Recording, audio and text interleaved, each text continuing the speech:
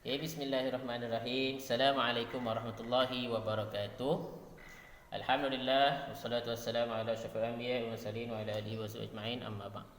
Kita buka majlis kita dengan umur kita Al-Fatihah. A'udzubillahi minasyaitonir rajim. Bismillahirrahmanirrahim. Alhamdulillahirabbil alamin, arrahmanir rahim, maliki yaumiddin. Iyyaka na'budu wa iyyaka nasta'in. Ihdinas siratal mustaqim, siratal ladzina an'amta 'alaihim غير المغضوب عليهم ولا الضالين. Amin. Alhamdulillah, syukur kita kepada Allah Subhanahu Wa Taala kerana pada hari ini dipertemukan kita. Walaupun awak tengok Maklim, Maklim tengok awak juga ni sebenarnya. Awak tengok. Okey. Jadi Maklim nak semua sekali anak-anak dalam Maklim harap semua sekali anak-anak berada dalam sihat, afiat sentiasa, dalam lindungan Allah sentiasa, jaga kesihatan ya. Jadi hari ni Maklim nak buat lain sikit lah. Asalnya Maklim bagi kerja dekat WhatsApp, jadi Maklim tengok situ tidak dapat feedback ataupun feedback lah, ataupun kita panggil refleksi yang baik. Jadi Maklim rasa macam Maklim bagi dalam WhatsApp pun tak ada apa-apa lah. Jadi Maklim rasa macam Maklim perlukan buat perubahan. Maklim akan bagi dalam bentuk video, dan biar awak dengar je apa Maklim nak cerita. Okey, sebab yang ni kita hari ni, minggu lepas dan minggu-minggu sebelum ni Maklim dah bagi kerja sekolah dalam buku aktiviti. Lepas tu kemudian kerja yang tentang cooling sejukkan badan tu, cool down tu. Sebab sebelum pada tu Maklim, kalau awak ingat balik masa dalam kelas tu, Maklim dah ajar tentang warm up, panaskan badan. Sebelum kita mula apa-apa kena warm up dulu. Okey, kemudian yang ni yang baru lagi Maklim bagi tu untuk buat cool down. Okey. Jadi pada hari ni Maklim nak ajar tentang konflik pula dah. Yang ni Maklim nak ajar tentang kesihatan pula. Okey. Jasmani dah, kita masuk kesihatan pula. Kesihatan kita akan masuk dalam tajuk sayangi diri.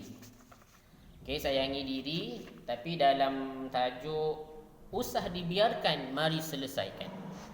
Muka surat 82. Jadi anak-anak perlu ada buku teks lah, muka surat 82. Okey, ada buku teks, kita guna buku teks je. Awak dengar je Maklim nak cerita. Tu je cerita hari ni. Okey. Okey. Jadi tengok muka surat 82. C, usah dibiarkan, mari selesaikan. Okey, tengok. Murid-murid tahun 4 Ibnu Sina sedang membincangkan cara menguruskan konflik dan stres dalam kehidupan harian. Cara menguruskan konflik dan stres. Yang ni adalah masalah besar.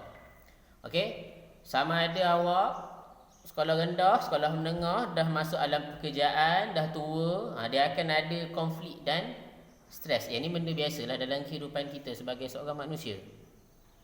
Dia stres, ada konflik. Kita kalau yang berakal ni memang akan ada benda ni, kan? Yang tak ada adalah orang yang gila lah. Dia orang gila, dia orang tak ada benda ni. Berapa awak tengok orang gila stres? Tak ada. Dia happy, duduk sengih sorang-sorang, kan? Di salah satu kita tengok orang yang bahagia.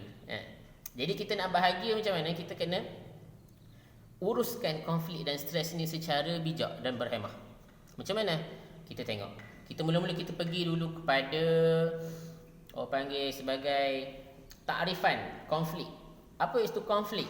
Tengok situ konflik. Tengok cikgu tu dia buat tangan macam gini kan. Tengok.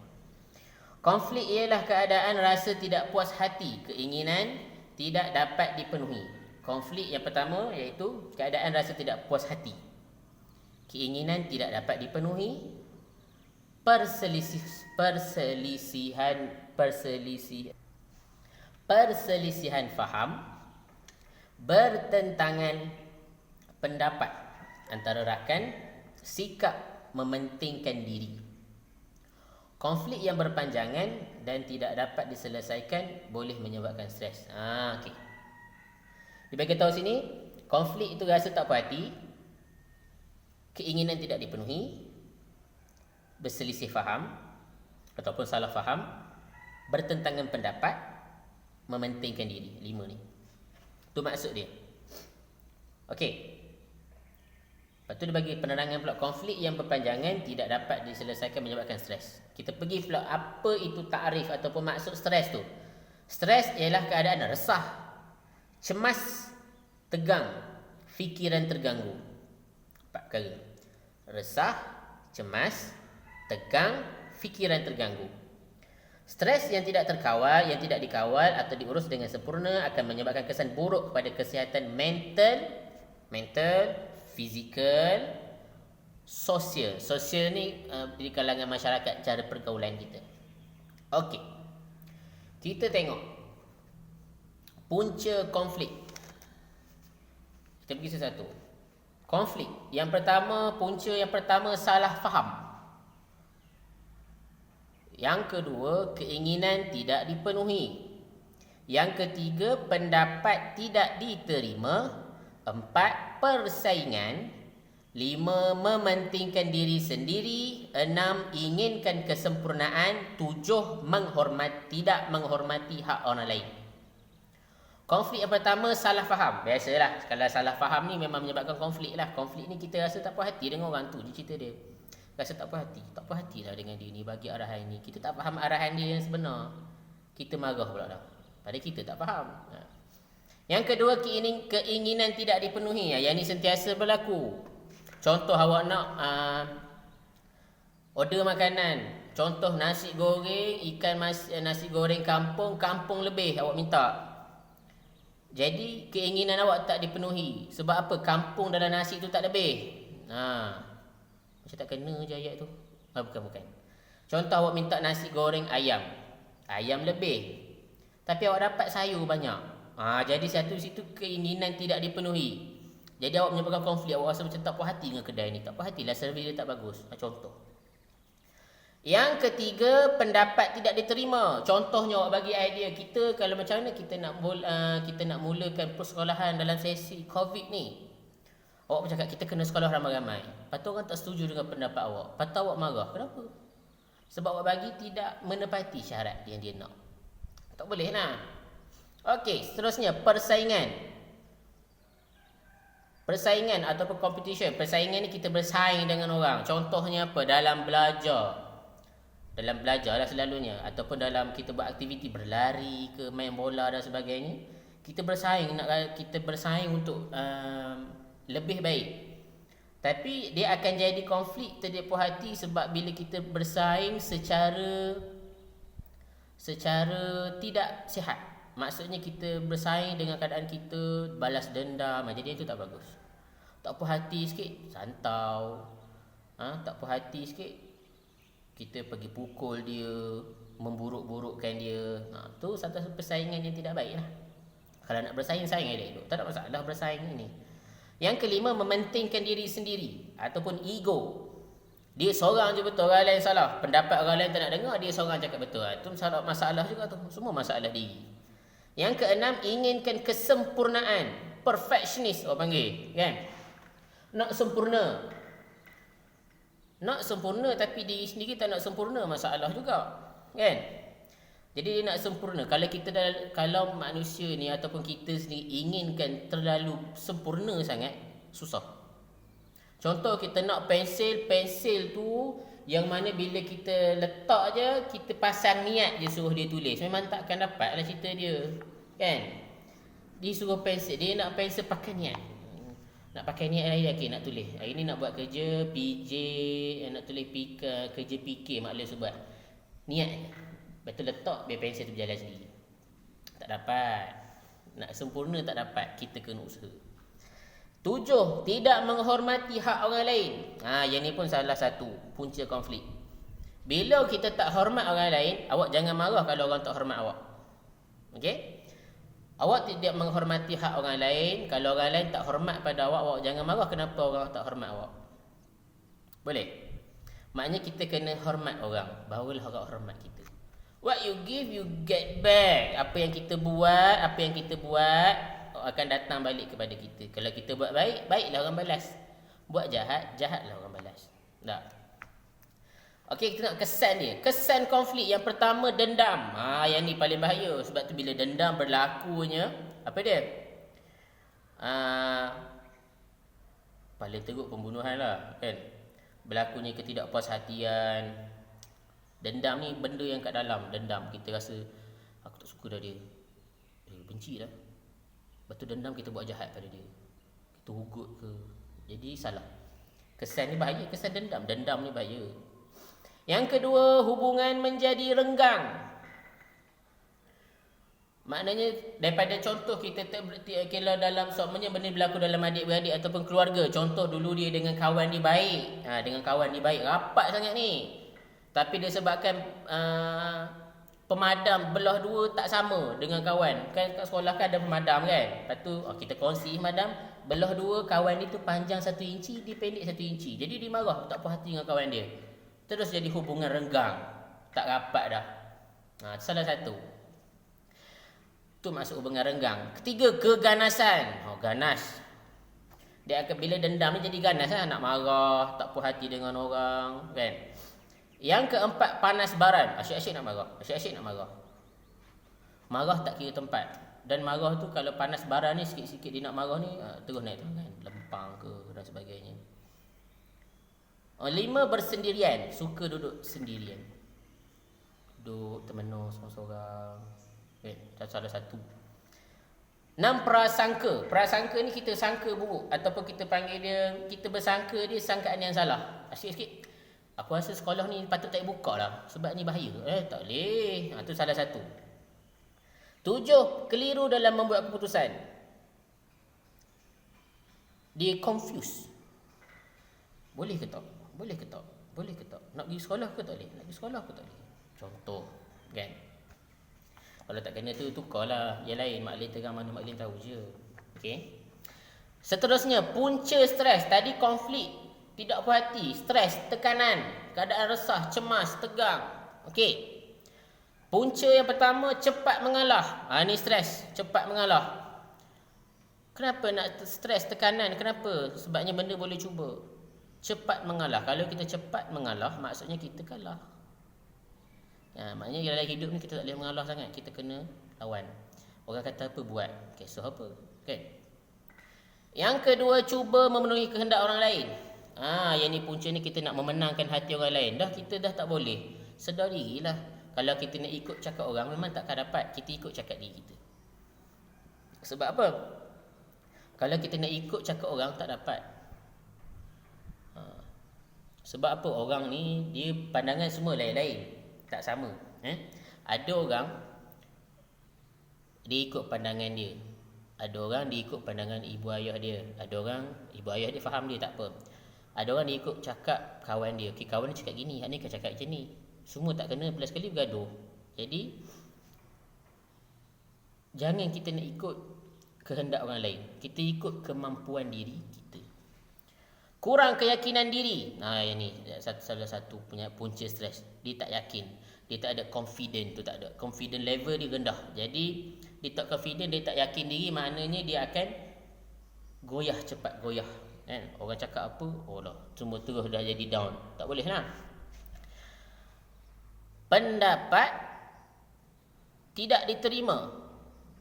Stres. Kita bagi pendapat. Pendapat dalam contohnya kita buat apa kat sekolah. Study group lah contohnya. Kita buat dalam kumpulan, kita bagi pendapat. Pendapat kita tidak diterima, ditolak. Orang tak nak dengar pendapat kita. Orang tak terima pendapat kita. Kita jadi stres juga. Sebab apa? Sebab kita ada ego. Kita rasa kita best dah. Kita rasa, tapi tak. Kita kena bincang. Jadi bila tak terima, janganlah kita nak marah. Jangan kita stres. Kita kena terima. 6, terpaksa membuat pilihan. Kalau membuat pilihan, contoh. Yang ni berlaku, yang ni maknanya cerita lah. Okey, contohnya kita pergi klinik, kita ada sakit, doktor pun check. Okey, doktor bagi masa 3 minit untuk awak buat pemilihan sama ada awak nak dibedah ataupun tidak. Macam mana? 3 minit, doktor bagi masa dalam masa 3 minit, pilih sama ada nak bedah ataupun tidak. Sebab yang ni antara hidup dan mati. Awak pilih mana? Pilihan. Terpaksa buat pilihan. Terpaksa. Awak ni stres ni. Sudah ada sakit. Macam mana ni? Nak bedah ke tak? Nak bedah ke tak? Kena buat pilihan. Jadi, itu salah satu. 7, beban tugas yang banyak. Nah, ini biasa ya. Beban tugas yang banyak. Stres. Banyak kerja lah maksudnya. Kita tengok banyak kerja ni selalunya berlaku kepada ibu dan ayah kita lah. Jarang anak-anak semua stres, banyak kerja kan. Ada kerja, kalau ada pun kerja sekolah tu je lah. Kesan stres, prestasi pembelajaran menurun, bergaduh, putus asa dan kecewa, bersikap agresif dan pemarah, berasa malas dan tidak bertenaga, murung, kesihatan fizikal terganggu. Stres ni boleh belajar jadi slow. Stres. Bahaya ni, tekanan. Bergaduh, betul. Putus asa dan kecewa, betul. Dia dah tak nak buat dah. Padahal dia pandai belajar tapi disebabkan dia stres, dia tak nak belajar. Rugi. Bersikap agresif dan pemarah. Dia jadi agresif. Asal kalau buat masalah sikit je nak marah orang, nak sepak orang, kan? Berasa malas dan tidak bertenaga. Ni salah satu. Malas lah nak buat. Tak bermaya. Pergi sekolah pun muka macam tu. 6. Murung. Kesihatan fizikal terganggu. Tak dimaksud fizikal ni terganggu lah. Tiba-tiba rasa macam ada orang cakap kat dia, padahal tak ada pun. Fizikal terganggu, stres pun bahaya. Pengukuhan. Pada pendapat kamu, bagaimanakah cara yang terbaik untuk menguruskan konflik dan stres? Macam mana kita nak urus? Pendapat kamu apa dia? Okey. Tanda kat sini, buat bintang kecil kat sini, nanti tulis dalam buku. Pendapat, apa pendapat kamu? Awak rasa apa dia yang awak rasa stres ni? Macam mana cara terbaik untuk menguruskan konflik dan stres? Macam mana cara dia? Tulis lah. Buat ayat sikit, buat perenggan sikit. Okey. Pada pendapat saya, cara terbaik untuk menguruskan konflik dan stres ialah dengan apa dia? Mendekatkan diri kepada Allah lah. Lagi apa lagi? Buat je yang mana awak tahu, awak rasa benda betul. Okey? Okey. Kemudian tengok dekat bawah ni ada satu warna oranye. Okey, dalam kolom warna oranye ni. Bagaimanakah kamu menangani situasi tayar basikal bocor semasa berkayuh pulang ke rumah dari sekolah? Ini cara kita nak mengatasi stres, menangani stres. Itu awak kena tahulah macam mana. Sama ada tayar bocor nangis. Tayar bocor. Tak ada apa pun nak buat. Tak nak usaha. Rugi. Jadi jangan stres. Awak fikir. Lepas tu jawab untuk diri sendiri. Jangan jawab untuk maklim. Jawab untuk diri sendiri. Fikirkan elok-elok. Benda apa yang kena buat. Okey. Informasi tambahan. Ada 2 stres, iaitu eustress dengan distress. Eustress ni positif, stres positif ke arah kebaikan, dan distress negatif. Okey. Eustress ni maksudnya kita stres ke arah kebaikan. Maksudnya kita dalam tekanan tapi kita bawa kepada kebaikan. Contohnya apa? Orang cakap apa-apa, orang cakap benda buruk pasal kita ke, kita salah faham ke, kita rasa mengalah ke, kita tukarkan dia jadikan dia negatif, jadikan dia positif. Kita terbalikkan dia sebagai motivasi. Contoh kata, alah kau ni tak pandai lah, belajar saja je. Kita tukar dia punya tu jadi penguat kita untuk kita tunjuk di kita yang pandai. Kita tukar pemikiran, kita tukar mindset kita supaya apa orang cakap, pedulilah kita dengan cara kita buat. Nanti aku buktikan aku boleh buat. Macam tu. Okey. Sebab apa? Dia bermain dengan fikiran ni. Kalau stres ni, syaitan kacau lah. Konflik ni syaitan akan kacau, hasut, cocok jarum, bergaduh, bunuh sana sini. Kita tak tahu. Permainan yang dibuat oleh syaitan ni, dia suntik kita macam-macam benda. Jadi kita kena tukar. Jadi nak tak nak kita Astaghfirullahalazim, kembali kepada Allah balik. Selawat banyak-banyak. Sebab tu kita kena, apa-apa masalah kita kena kembali kepada Allah. Bukannya waktu susah je dapat pada Allah, waktu senang pun kena dengan Allah. Okey. Informasi lagi, kalau stres ni ada orang cakap, betul ke kalau kita selalu marah ni cepat tua? Ya. Sebab apa? Ada kajian stres boleh menjejaskan kesihatan kulit dan mempercepatkan proses penuaan. Penuaan ni dia tua lah. Contohnya kalau dia selalu stres, berkedut dalam muka dia, tua. Dia stres. Jadi orang tengok, tua dah tapi muda lagi tapi stres, tapi tua dah nampak. Stres lah tu. Okey. Tapi tak semua macam tu. Ada yang Allah Ta'ala dah buat dia nampak macam tua, tapi sebenarnya sebab Allah buat macam tu, nak macam mana? Kan? Ada pernah berlaku dekat luar negara. Orang tu dia tua, dia muda je tapi nampak tua, kan? Ada penyakit yang ganjil nama dia. Okey, itu sahaja. Ingat kerja tadi jangan lupa. Pengukuhan pada ni, yang satu ni, pendapat kamu tentang apa ni? Tentang terbaik menguruskan konflik. Yang kedua, bagaimanakah kamu menangani sitaya basikal bocor semasa berkayuh pulang ke rumah dari sekolah. Nanti ingat tulis dalam buku tulis. Okey? Ada hari tu ada yang tanya tentang buku tulis. Buku tulis itu masa tu maklim belum tubuhkan lagi, cuma kena ada lah. Cuma alang-alang ni awak kena buat. Boleh? Ada permasalahan boleh rujuk pada maklim. Pada minggu depan insya-Allah kita akan masuk pada tajuk untuk kesihatan kita wajib lain pula. Nantilah kita akan bincangkan dengan Maklimah Aina macam mana kita nak buat. Okey, sama ada maklim nak bagi suruh pusing lari ke rumah ke dan sebagainya, hantar video maklim awak berlari ke, kan. Tengoklah macam mana. Itu saja. Wallahu subhanahu wa ta'ala alam. Bismillahirrahmanirrahim. Allahumma ja'alna minal najihin wal faizin fi kulli imtihan fid dunya wal akhirah. Walhamdulillahirabbil alamin.